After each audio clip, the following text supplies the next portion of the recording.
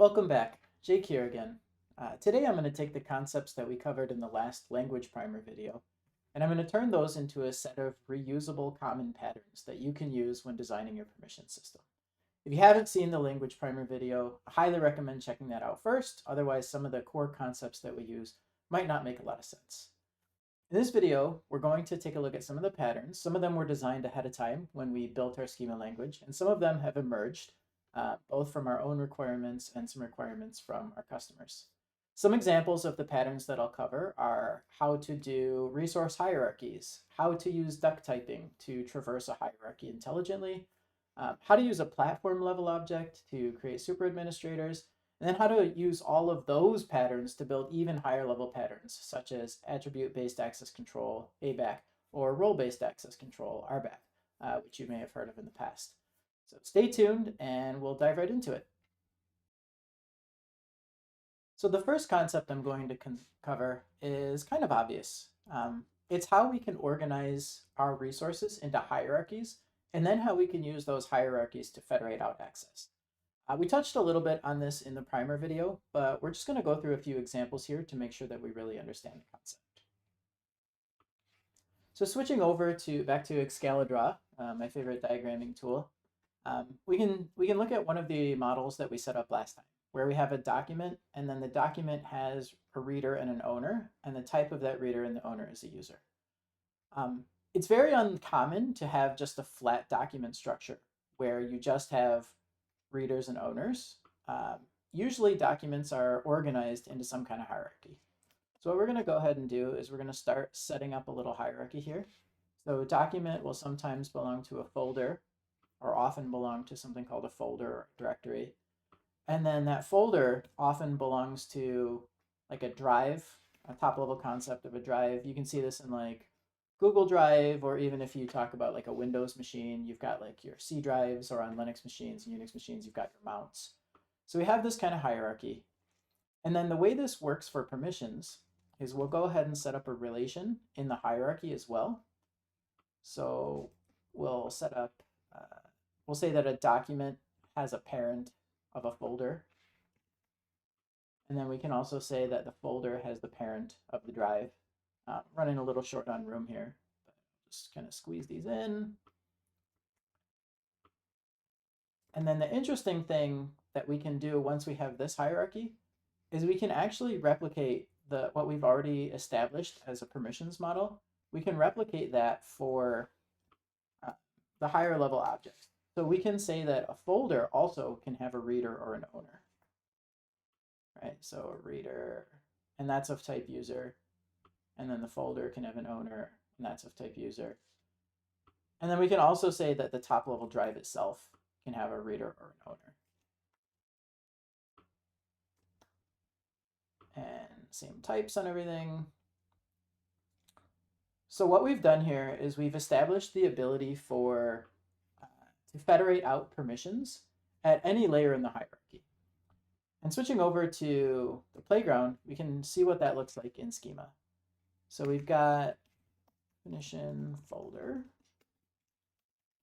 drive, and we're going to say that a folder can have a parent of type drive, and a drive can have a parent of type, sorry, not a drive. A document can have a parent of type folder. And then if we want to see how we can use this to federate out permissions, we can say that the document can have a permission called view. And the permission view on a document obviously takes into account the reader and the owner, but it also takes into account a parent reader or the parent owner. Now, another way to model this would be to give the parent a permission. So we could say, we also need the reader and the owner here.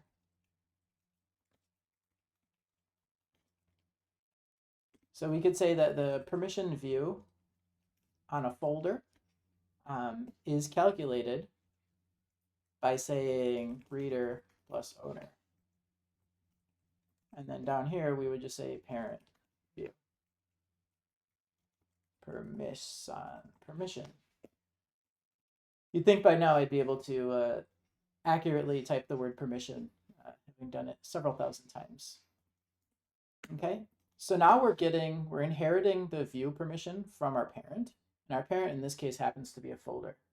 But we want this to actually cascade all the way up to a drive. In this case, let's give a drive a slightly different schema. We'll say a drive doesn't actually have, like you can't have a reader at the root level drive.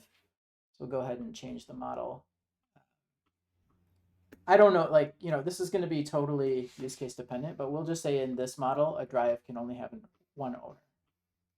So now we'll say that this is reader plus owner plus our parent's owner.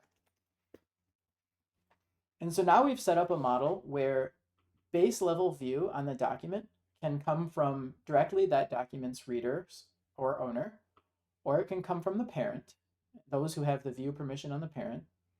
In this case, the parent's view permission is going to be that folder's reader or owner, or its parent's owner. So in this case, the parent is of type drive.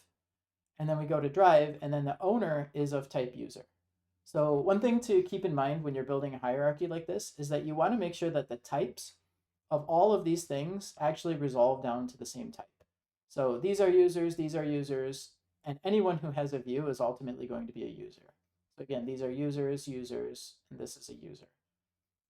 And that's it. So we've set up a simple hierarchy where we can actually federate out permissions by assigning a user as a reader or owner to the document, to the folder, to a containing element called a drive, and that's it.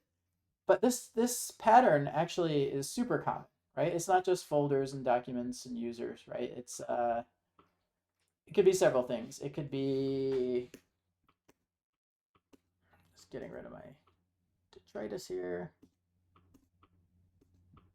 We could have these could be test results. And the test results could belong to a clinical trial. And a clinical trial could belong to a clinic who's running the trial. Or we could just say this is the administrator. Right? And we can set up that hierarchy between these things. These could also be, this could be a job requisition. And this could be a role that someone's trying to hire for. And the role could belong to a hiring manager. And the hiring manager could belong to an organization that's doing the hiring. So these kinds of hierarchies emerge in basically all of the use cases that we see. And it's really important because when people are first introduced to the concept of relationship-based access control, they say, that's annoying. I'm going to have to maintain all of these relationships between job requisitions and users, right? But what really happens is we often end up sort of normalizing the model where we don't have to add a user as the hiring manager to every job requisition. We can roll that job requisition up to a higher level resource, and then that resource is where we're actually doing the fan out between the actual users and the resource itself. So we can often normalize these models to reduce and to eliminate a lot of the relationships that it would seem like you need at the outset. This next pattern is a very, very important one. So this pattern is actually one of the reasons that I was so excited about Zanzibar the first time when I read about it. And this is the ability to define recursive permissions. So to be able to have permissions that don't have to change types in between the various steps of the computation. So if you'll remember, when we did our data model, I cleaned up the document folder drive model that we used in the last segment. And in this model, we have a document belongs to exactly a folder belongs to exactly a drive. So the depth of our hierarchy here is limited to depth 3. But what really happens in more common scenarios is that folders can belong to other folders. Right? So the parent of a folder, to formalize that, parent of a folder can be another folder. So that one little line that I just added has been the cause of so much heartache in permission systems in the past. So when we used to build a product called Quay, we ran into this problem where we wanted namespaces to belong to other namespaces and groups to belong to other groups. And we wanted to have the permissions able to be federated at any level in that hierarchy and to take into account rolling up all of the permissions all the way up and down the hierarchy. So the reason this was a challenge for us is because we actually use SQL statements to do our permissioning. So we would join through the hierarchy to find out which users were attached at any layer in the hierarchy. And at the time, we were built on top of MySQL, which didn't have any support for recursive queries or recursive CTEs. So the ability to join the folder table with itself, you would have to basically unroll the entire hierarchy, the entire nesting, in order to be able to write a SQL query for that. So you would say this supports up to depth 3 or up to depth 4, and then we would join with the folder table itself 3, 0, 1, 2, or 3 times for depths 1, 2, 3, and 4 respectively. But in a relationship-based access control system like SpiceDB and like Zanzibar, you can actually just natively express this. So switching over to our playground, what this looks like is all we have to say is that our folder can now have a parent of type folder as well. But one other thing that's changed here is that now for the view permission, we don't just want to take into account our parent's owner relations. We want to take into account anyone who can view that parent. So what we'll do is we'll add a permission called view on the drive, and we'll just define that as the owner.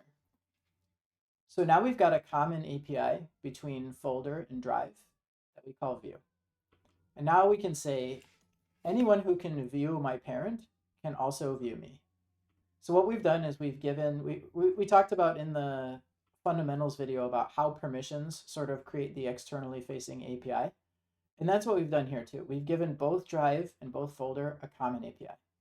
And we call this duck typing. So duck typing is the ability to treat either of these two types similarly as we recurse the hierarchy. So now what's going to happen is as we're computing who can view a document, we're going to go directly to that document's parent, which is always a folder. And in fact, that's not even true because in systems like Google Drive, a document can belong to the root of the drive without even being in a folder. So now we're going to go to the parent of this document, which is either a folder or a drive. And we're going to say who can view that.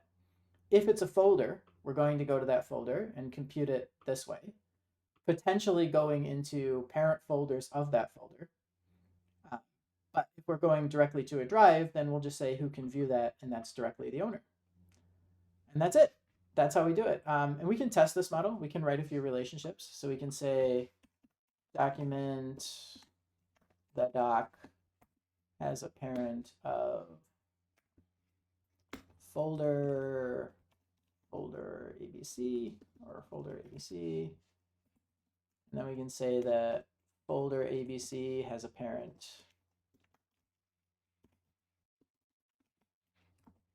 of DEF. And then we can say folder DEF has a parent of drive, my drive. And now we can go ahead and we can hang people off of these. So we can say that drive, my name's Jake, so I'll just give it to myself as an owner of Jake. And then we can say that folder DEF, we won't even put any permissions on ABC.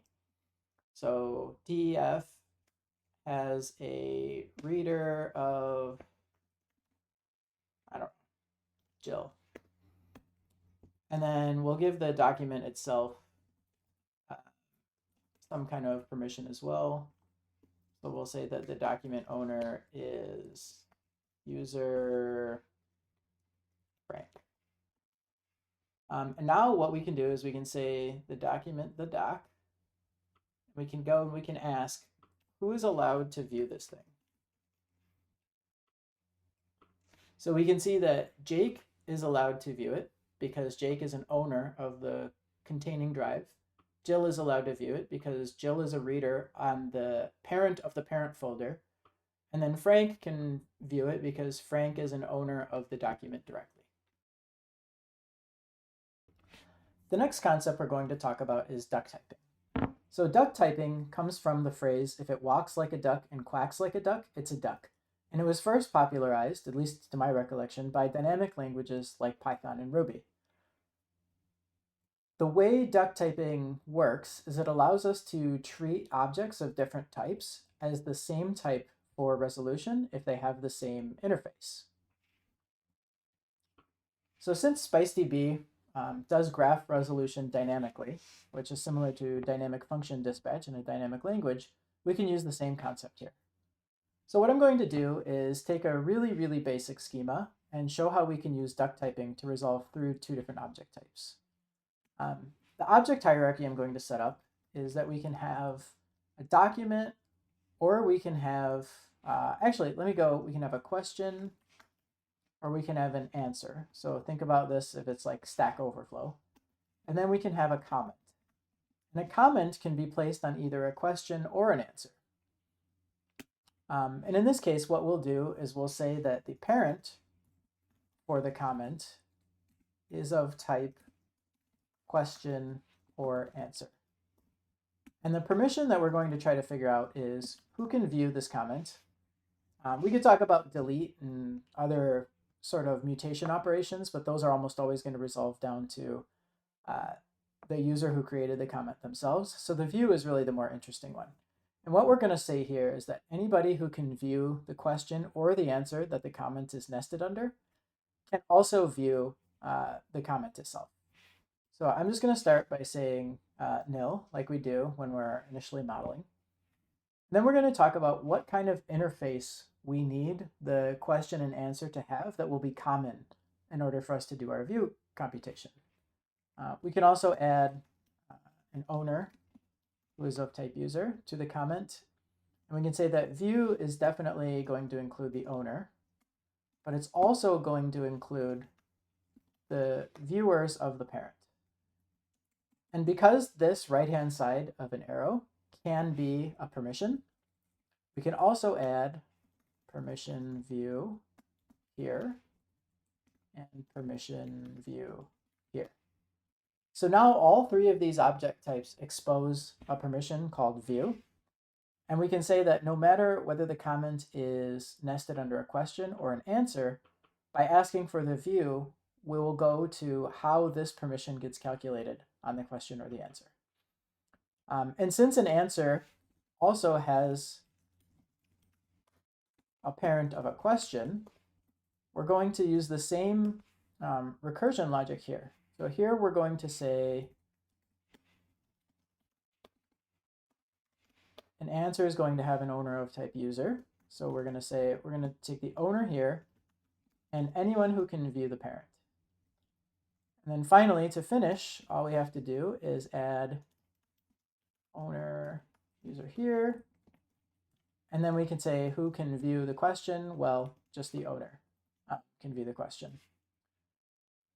So now, just to reiterate one last time, the parent of a comment can either be a question or an answer. And whether this parent relationship is pointing to a question or an answer is immaterial because they both expose this permission called view. And we can continue our resolution by following the view computation regardless of what the parent type is. Okay, the next pattern that we're going to work on and sort of build up from first principles are user groups. User groups are an incredibly common request for a permissions model that you might be adding to your application. And we actually have a lot of great examples of what user groups could and should look like under the Zanzibar model, specifically from Google themselves. Google uses user groups for the Google Groups product itself, which is like a mailing list product, but then those same groups also proliferate through Google Cloud and Google Docs, etc. So we're going to start with the very standard example of just having a document with direct readers, and then we're going to go ahead and layer on user groups. So let's get started. All right, here we've got the basic simple permissions model with document. It has a writer and reader. That's the direct relationship that a user can have with a document. And then it also has edit and view permissions. From the test data, I just have a single document with a single direct reader. And then we can see that as a direct reader of the document over in the expected relations tab. All right, so if we go back to our schema, the very first use case that we'd like to address is I want to be able to share a document with multiple users at the same time. So we can go ahead and add a definition for a group. And we're going to say that a group can have members, and those members are going to be of type user. Okay, so now we can go and we can start adding members to the group. So we can say group 1, member, user, group, member 1. Okay, and then we can make a couple of those, 2, 3, and 4. So now if we go over here and we regenerate, nothing happens, of course, right? Because we haven't actually shared the document with the group. But we can see the members of group 1 in this view, right? So if we just say empty list and then ask it to regenerate, we can see that group member 1, group member 2, 3, and 4, those are all now members of the group. So jumping back over to our schema, we can now say that we want a writer or a reader to either be a user or a group. Remember, we use the pipe character to specify that there can be multiple types for a particular relation. Okay, and then the last thing that we need to do is we need to share the document with the group. So we can say document group 1, reader, and now we'll share that with the group. Group 1. All right, and that should be it, right? So let's go ahead and regenerate. Oh, interesting. So group 1 is now a reader of the document, but group 1's members themselves are not readers of the document. So if we went and we did an assertion where we tried to say that like document doc1 view user group member 1, this will fail. So this is failing because the users are related to the group through a member relation. We haven't actually brought the member relation into the computation for view yet. So one strategy would be to say reader member. And we could also do writer member. So now let's see if that, okay, so now our assertion is passing, and now all of the members are being included as well. So one of the tricky parts, or one of the potentially unforeseen outcomes or unintended consequences of using this kind of pattern is that now, because of duck typing, if we added a member relation to the user, I don't know what that would mean necessarily, but let's say a user could have other members that were part of that user for whatever reason. This computation, because of duck typing, would now also include, would also follow those relations to members of that user. So another way to express this without that pitfall would be to actually include the members of the group rather than changing the computation. So now we see over here that this is failing. Why is this failing?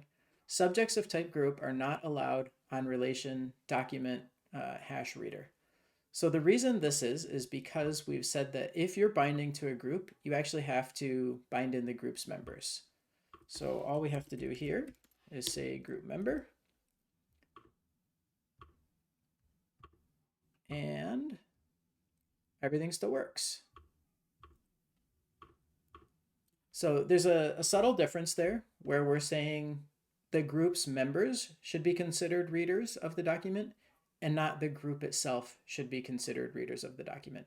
But it does allow us to avoid that pitfall where if now we had a relation over here called member, that would not get included in the computation because this is just user over here.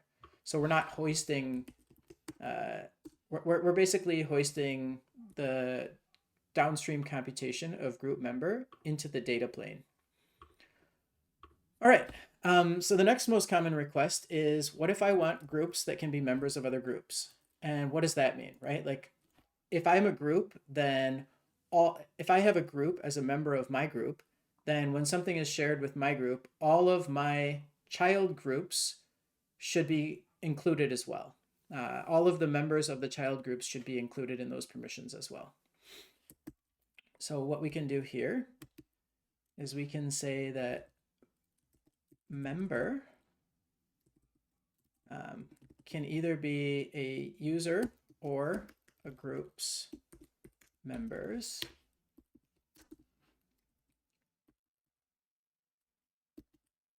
And that would work, except for the case where we have more than one layer of nesting. So instead, what we're going to do is we're going to say parent. Actually, we're going to say child because we're always marching toward the subject.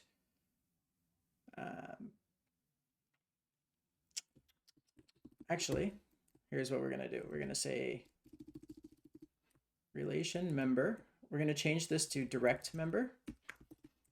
So the direct member of the group can either be a user or a group. And then here we're going to say permission member is direct member or direct members. So we're setting up a recursive relationship there. And now we should be able to add both users and groups into the group. So let's go ahead and set up a group 2, or we can say child group member, and this can be user child member 1. And then we have to say that group 1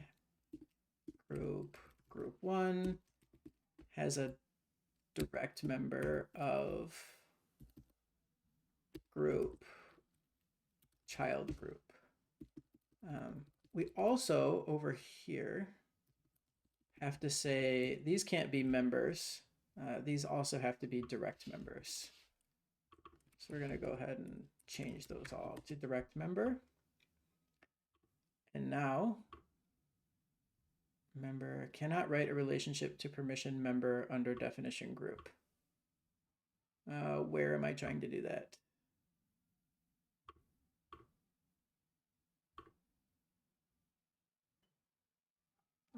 Child group, direct member. There we go. So now if we rerun our assertions, those still work.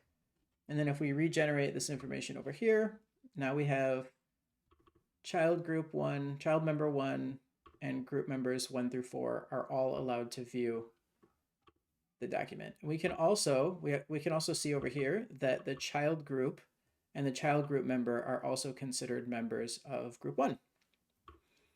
And that's basically it. So from here, you could go to meta permissions, right? You could talk about who is allowed to add a member to the group, right? And you could have group admins. And then the group admins, right? Like the members should also include the admins. And then this could be admin. And from there, you could just kind of grow and expand the group's use case as you see fit. We also have a fully baked example of how groups work in the Google Docs style sharing example in here. So here we've got user, group, member, or manager. So you can share it with just a group's members, with just a group's managers. And then down here, we're sharing with the members and managers as the subtype. So yeah, I hope this was useful, and I hope you learned how to add groups to your application. All right, the next pattern I'm going to talk about is almost more of a workaround than a pattern. You may have found yourself when modeling trying to reach for what we call nested arrows. So being able to use one arrow and then immediately use another arrow on the results of the first arrow. The reason that we can't do this right now is because of the way the dispatching happens, because of the way problems are sent off as subproblems to other nodes to be computed. But through the use of syntactic sugar, we could actually implement this directly into the language. And there's an open issue right now for collecting feedback for how best to do this and what the user experience will look like and what the implementation will look like. All right, so let's start with why you would want a nested arrow. So back to our standard example, we're going to add a folder level of hierarchy to this. And we're going to add a relation to the folder. And we're just going to call it, I don't know, folder admin. And we're going to make that a user. Now we're going to have documents belong to a folder. Or we could say the parent is a folder. And then theoretically here, we might want to bring in the folder's admins as viewers on the document. And so the natural way to reach for would be to say folder parent folder admin. And that will work just fine. But if we also want the folder to belong to potentially like an even higher level object, like an organization,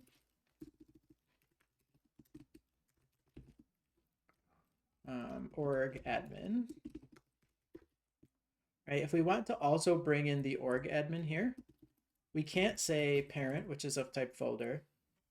And then we can't say, sorry, missing a parent here, where we could say organization. We couldn't say parent org admin. And we can't do this because we don't support nested arrows. So the workaround for this is to, at any intermediate level, you can create a synthetic permission, which will include the additional computations that you need upstream.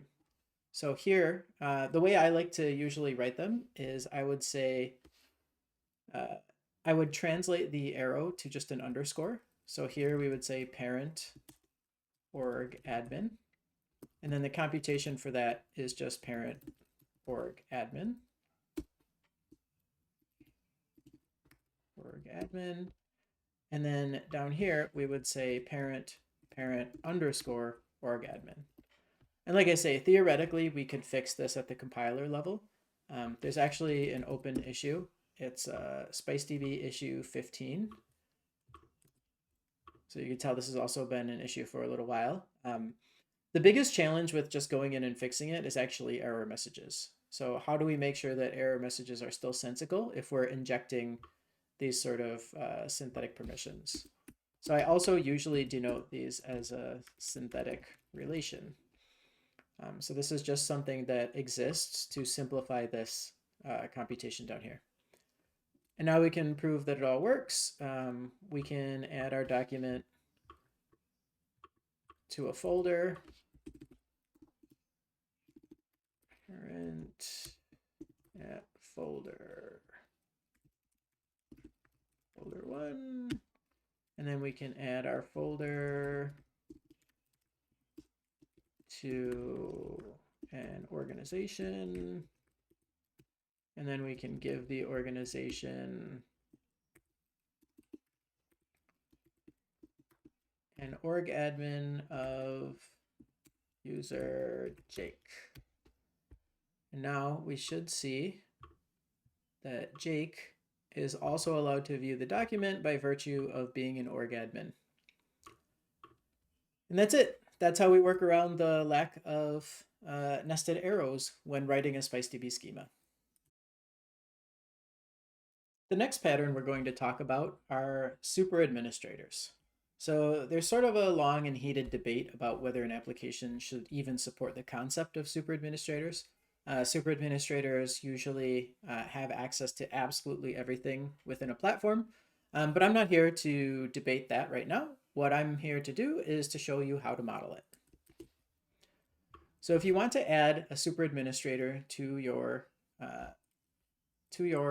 application, it's usually as easy as adding a top-level platform object. And this object is something that all other objects in the system can trace their way back to. It might seem kind of annoying to have a platform object that everything can trace its way back to, but it can actually be useful for multi-tenancy if you want to have users with individual, completely isolated subdivisions of a single hosted platform. But we'll go ahead and we will just add the super administrator, super admin to the platform object. And then we'll go ahead and we'll include the super admin in basically everything that we do. So the first thing that we have to do is we have to have a document have a parent. In this case, we're going to route the document directly under the platform, but we can extend that and we'll see how that works to add additional objects and have them all sort of trace back in a tree. And now on the writer, on the edit, we're going to say that we want to include the parent super admin. And that's enough to get started. So now we can add platform authz.com super admin. We actually don't have super admins in authz.com just for security reasons, and losing access to those credentials would be an absolutely awful thing.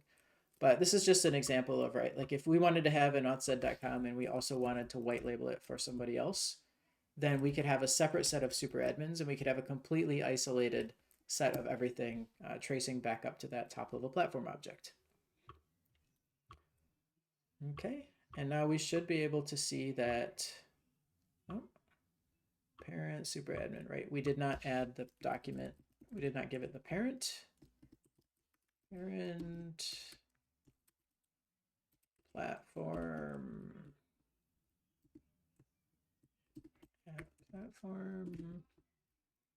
authz.com, and now we should see that the super admin shows up there. Okay, it doesn't seem very useful at just a single level of hierarchy, but let's go ahead and add folders into here. So here we can have a folder, and its parent can either be another folder or the platform itself if it's a top level folder. And then here we're going to add a synthetic permission. So we're going to say platform super admin. We're going to say that that is, actually we'll just say super admin, and that's going to either be parent super admin, or that's always going to be parent super admin. So if we end up recursively nested in a deeply nested hierarchy of folders, this will just keep following folders until it gets to the top level platform object, and there it will use the super admin. So let's go ahead and rehome our document under a number of folders. So the first thing we'll do is we'll say parent is folder leaf. All right, what does it not like there? Subjects of type folder are not allowed. All right, so parent is a platform or a folder. Okay, then we can take our leaf folder and we can nest that under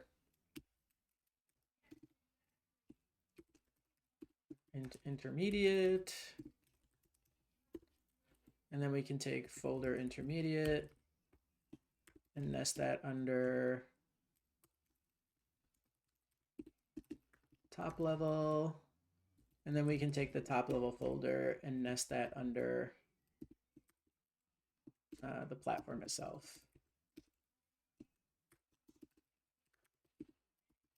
Okay, and now we can see that Jake is still allowed to view the document by virtue of being a super admin. We can also see who can edit the document, and we'll see that the super admin is included there as well. Yep, so Tom was a writer, but if we made Tom a reader, then now only Jake is allowed to edit the document. And then we can also do things like permission, delete the folder. And we could have who is allowed to delete a folder? Well, certainly the super admin should be allowed to delete the folder. And so now we can add in, we can also introspect who, let's just pick one, who is allowed to delete this folder. And Jake is allowed to delete the folder because Jake is a super admin. So as long as you just keep wiring everything back into a hierarchy that's rooted at a top level platform object, then you will get the ability to bring in this super admin for any operation anywhere along the hierarchy. I often get asked to compare and contrast using RBAC versus using relationship-based access control, like what we offer in SpiceDB with authZ. And the truth is, the question doesn't really make any sense. Relationship-based access control is a superset of RBAC. And basically anything that you can do with a standard RBAC system, you're probably already doing with simple models in SpiceDB. So if I switch back to our very simple example, we call this in our docs, we call this our simple RBAC example. And the reason is that writer and reader here are roles. And one of the things people miss when they talk about RBAC is the fact that RBAC, you have a role, you have a concept of a role that a user belongs to, and then the permissions that that role is granted are scoped to something, right? In this case, what we have is we have a role that's scoped to an individual document. So when we say that, document doc1 reader user Jake, we're giving Jake the reader role on this particular document. Now, sometimes the definition for RBAC might be, I want to federate roles at an organizational level, right? I don't want to pass things out doc by doc, but I want to pass them out to users across the organization. And so this is supernatural in SpiceDB with relationship-based access control. So what we're going to do is we're going to add a reader. We're going to add an organization object, and we're going to add a reader of type user. We're going to add a writer of type user. And we're going to get rid of the reader and writer on the individual document. We're going to say that the document belongs to an organization or has a parent of an organization. And then we're going to say our parents' writers, our parents' readers. So now, instead of saying doc1 reader is Jake, we're going to say organization org1 has a reader of Jake. And then we're going to say that document first doc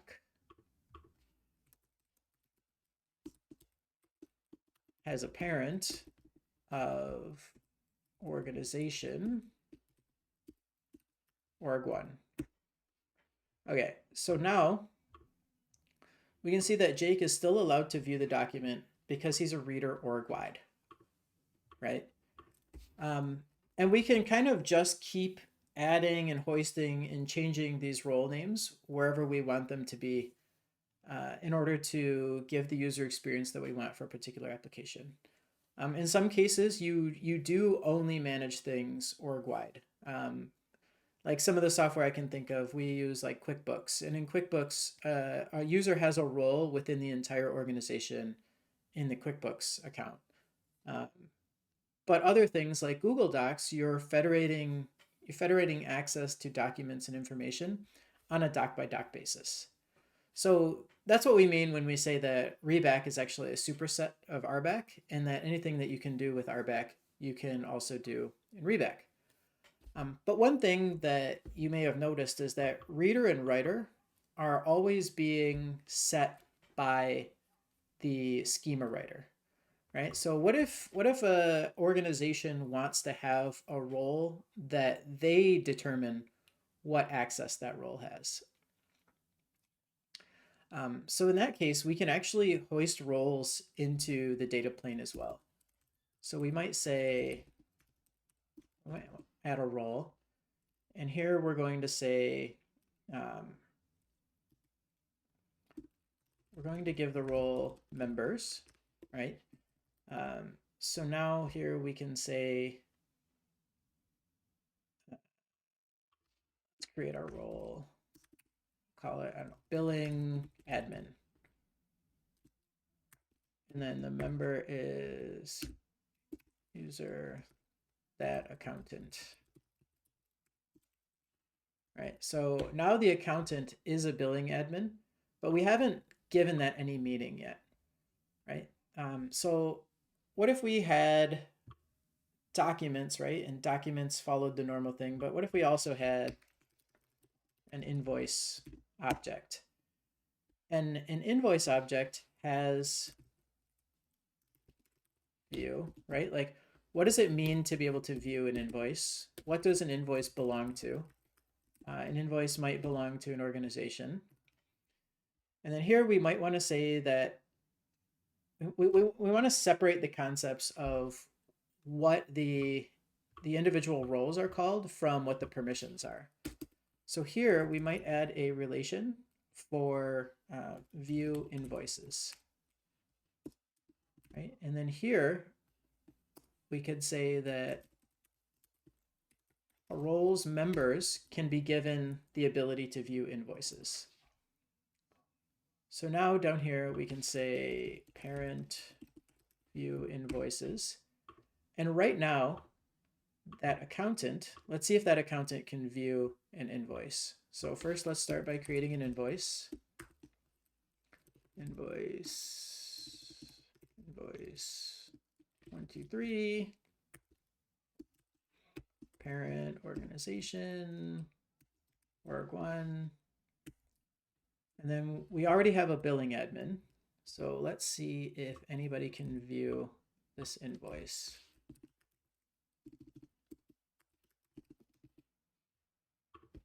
Okay, so right now nobody can view the invoice. And the reason that is because the organization has not yet chosen which roles should be allowed to view the invoices.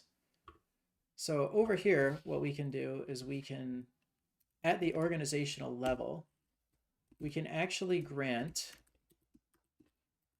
view invoices to role billing admin, members of the billing admin role. And now that accountant is allowed to view invoices. And you can imagine building up a user experience, a user interface where the user is allowed to click a button to create a new role, and they're allowed to call that role whatever they want. In this case, we called that role a billing admin. And then you can imagine a grid of checkboxes where the organization can go through and click a bunch of checkboxes, giving permissions to various things that you can do on the platform to various roles. And we call this pattern user-defined roles. And you can kind of extend this sort of arbitrarily. And you can do it, again, you can do it at any level of the hierarchy, right? You could federate out permissions on an individual document basis. You can do it on an organization basis. In this case, we said that these roles would apply org-wide. And that's kind of it. That's all it takes to model and create RBAC, role-based access control, inside of SpiceDB using relationship-based access control as a scaffolding. Another question that I often get asked is, how do you do ABAC style things using relationship-based access control? If you're not familiar with ABAC, ABAC stands for attribute-based access control. And the way ABAC works is you're allowed to pass in a number of attributes alongside a permissions request. And those attributes get run through a policy. And then the policy makes a decision about whether the permission should be allowed or not. But just like RBAC, modeling ABAC can often be done natively, directly in relationship-based access control, or RBAC. And we've also extended SpiceDB with a feature that we call caveats to make some ABAC things that are difficult or impossible using relationships easier. So I'm going to walk through a few examples of how we can do ABAC style representations or ABAC style workflows directly in SpiceDB. Okay, so starting from our standard RBAC schema, we're going to go ahead and add some ABAC style things. So one thing that we get asked about is sometimes documents are high sensitivity. And in order to be able to access a document, the user must have an equivalent level to the sensitivity of the document. So in ABAC, this might manifest itself as saying like document requires clearance. And we could say high, for example, and then we could say like user clearance is medium. Right, so these would be attributes that would be fed into a policy engine, and then the policy engine would compare high does not equal medium, or high is, medium is not higher than high, so therefore we're not going to allow anybody to read this document. So one thing we can do is, because these attributes are on the users in the documents themselves, and they seem relatively static, we can actually encode them directly in relationships. So I'm going to go ahead and add a clearance level object type, and I'm going to say possesses, POSS, yeah, that might be right, I don't know, close enough. And we're going to say that users possess a certain clearance level. Okay, so I'm going to go ahead and give, let's just get rid of Tom to make it easier. And we'll get rid of this stuff as well. I'm going to go ahead and say that Fred, user Fred, clearance level medium possesses user Fred. Clearance level medium, got my hashes mixed up. All right, so Fred has medium clearance level. And we also want to be able to define a requirement on the document. So here we might say requires clearance level, required clearance level, and we might say that clearance level possesses, right? So the people who possess the required clearance level will meet this, will bind a clearance level as a requirement to this particular document. So the way that would look is we would say document first doc required clearance level high. Okay, but it's not just high, it's the people who possess high. Okay, and now Fred only has medium, but we require high for the document. So we should see Fred disappear, except that we actually haven't imposed, we haven't actually required that the clearance level be used in our permissions calculations. So what we can do here is we can say that in order to edit a document, you need to have both writer and you need to have the required clearance level. Similarly, right, to view the document, we could say that you need to have reader and the required clearance level, or otherwise be allowed to edit the document. And now we should see that Fred disappears. If we add another user that has the required clearance level, so let's say we add Tom, to go back to our original example, and we give them high, but we also have to share the document. Oh, sorry, no, we already did that. So now we should see Tom is allowed to view the document because Tom has both the required high clearance and is also a reader of the document. But we have an interesting case here because high, medium, low, those are related to one another, right? So if, for example, we had another document that required, or let's say let's say we just change this one to medium. Now we should expect to see both Tom and Fred. but in fact we only see Fred because we haven't actually linked the clearance levels together. And so what we can do here is we can say superior to clearance level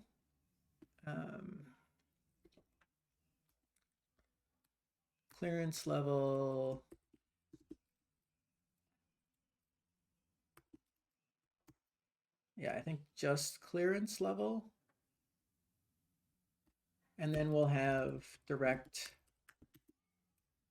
grantees of type users, and then we'll say possesses is clearance level, we'll say direct grantee plus superior to possesses. This is a permission now. Okay, now we'll need to fix up a few relationships.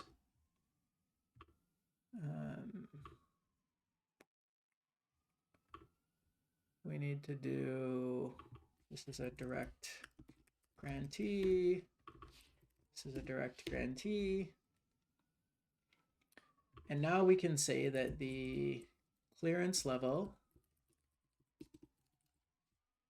high is superior to clearance level medium. And we can also do medium is superior to clearance level low. All right, and now still not working. Let's see if we can figure out why. So let's see, let's start with clearance level low and see who possesses that. Yep, nobody. Let's also do medium and high.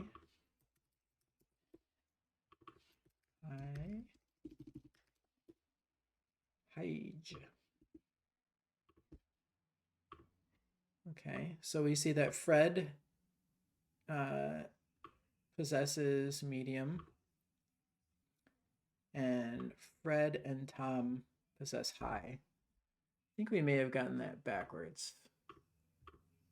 So let's see, clearance level, direct grantee. So Fred is medium and Tom is high.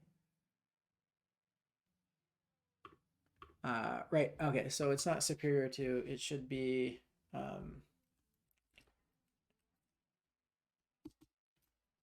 inferior to.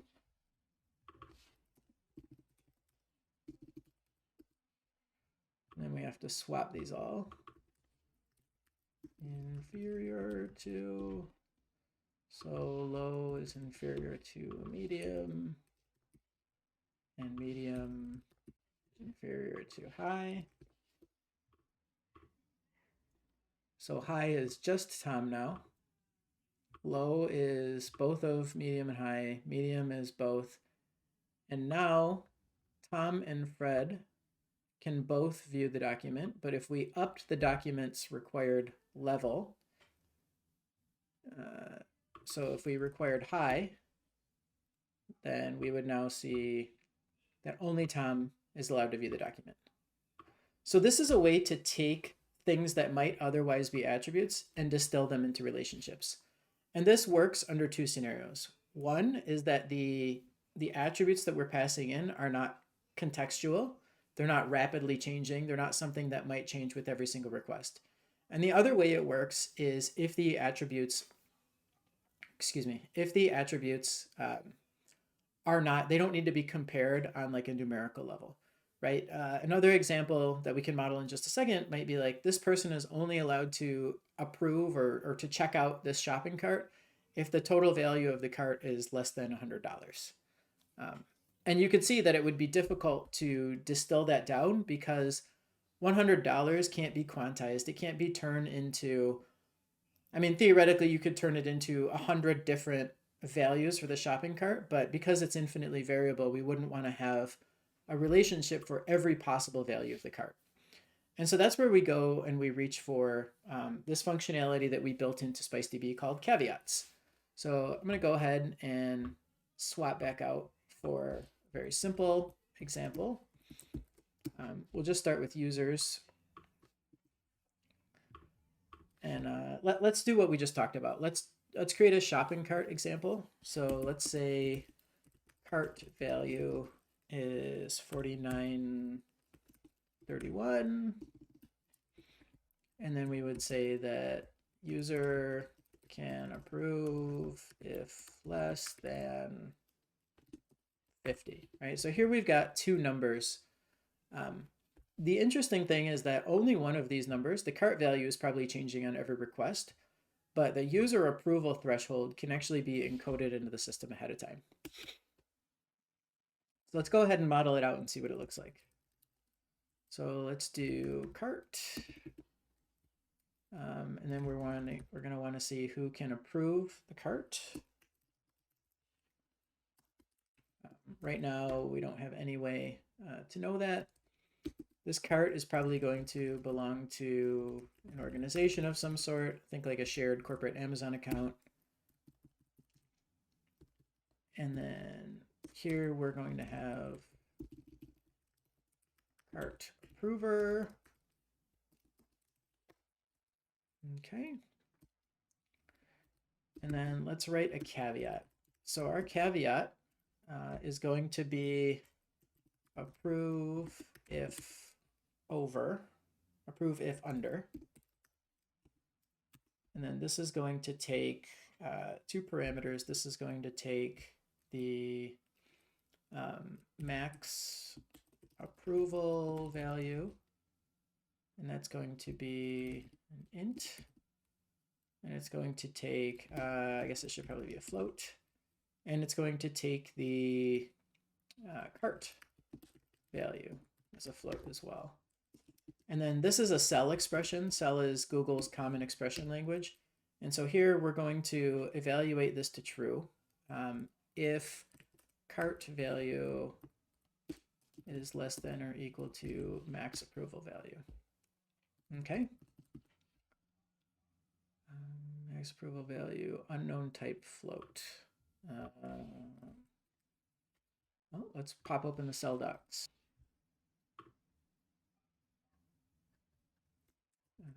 Types. Google cell types. Types. Type values. Int, string, false, float.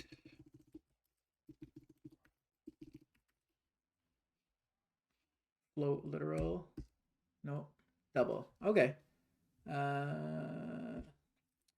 So usually for money, you don't actually want to use a double or a floating point precision, but I think it'll make the example less clear.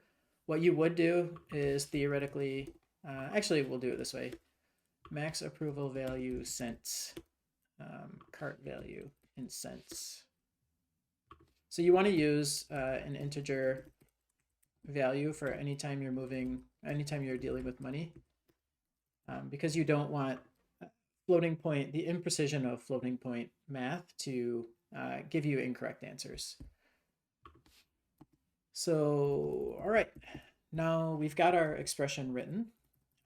At the organization level, we're going to say a cart approver. We're going to change it to a type user with approve if under. So this is the way we say, we're defining a type, and we're saying that the user, we're accepting users here, and we're accepting reference to a caveat as well. And we're going to use that caveat to essentially allow a person to be a cart approver or not. And then here we're going to have relation org is of type organization. And then the approver will be the org's cart approver. All right, so far so good. The rest of the magic of caveats actually happens in the relationships. So what we can do here is we can go into test relationships, and we can say, we'll have a cart, Jake's shopping cart. what did I call it? Cart, yeah.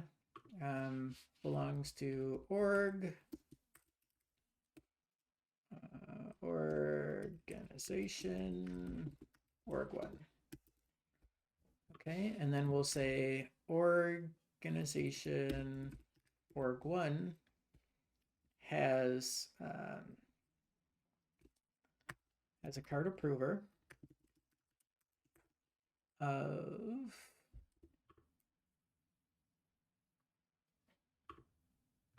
user Jake if approve if under. So here we're binding the cart approver to the specific caveat. And now we can actually write an assertion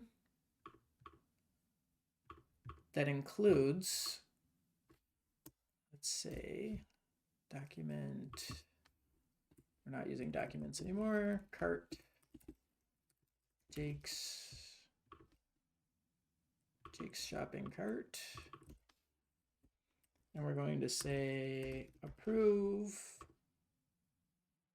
And then we're going to pass some data.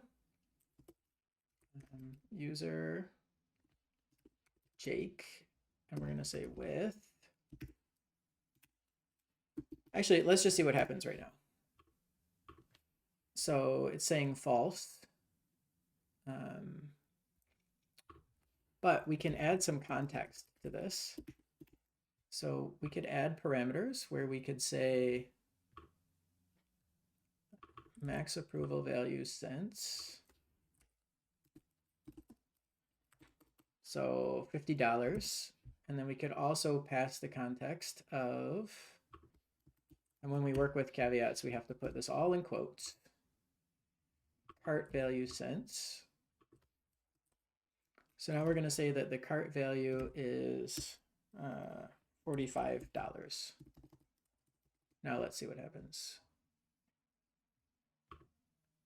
Nope, doesn't like it. Parsing caveat, context, and assertion. Invalid character C, right? So this needs to be quoted. And now let's see what happens. Fails to validate. That's just this part. So there, it worked. And then we could see what would happen if the cart value were $50.01. This fails. And the reason is because the relationship no longer exists. It becomes invisible to SpiceDB if the caveat expression fails. So we can write assert false here. So we can have 45 works, and we can have 50.01 does not work. Okay. And then the last part to figure out would be on the relationship. So this approver, like I mentioned earlier, this approver value actually is probably static for a user, or it's configured on like a user management panel. So over here, we can do approve if under, and in the context, we should be able to say max approval value since, and then we should say $50. We can set that as the context. And then now, these should still work, but we should be able to remove these attributes and only pass in the cart's current value at assertion time. And it all works. So you can see that basically what we're saying here is when we write the fact that Jake is a cart approver, we can also set the threshold for which Jake can approve carts. And if that changes, right? Like let's say we drop Jake's approval level down to $40, then this will now fail because 4,500 is greater than 40. So we can have context coming from two different places here. We have context that can be stored with the relationships, and we can also have context that's passed in at request time. And this is how we get these style of ABAC policy decisions built into SpiceDB. I like to refer to it as a tiny amount of policy that gets sprinkled into each relationship. And then as we traverse the relationship graph, we assemble all of those micro policies into sort of a minimal policy for any individual permission decision. All right, that's all for our common patterns modeling video. My personal favorite patterns of the ones we just covered are the emergence or the patterns that are emergent. Two that come to mind are the use of that top level root platform object for creating common operations and having a place to anchor super administrators. And then the other one that I really like is the use of duck typing. So the ability to create a common permissions interface and then use that interface across multiple different resource types. I hope you learned a lot, and stay tuned for the next video where I will cover how to model with performance in mind. So what decisions you can make when modeling and when setting up your permission system that will have impacts further down the road.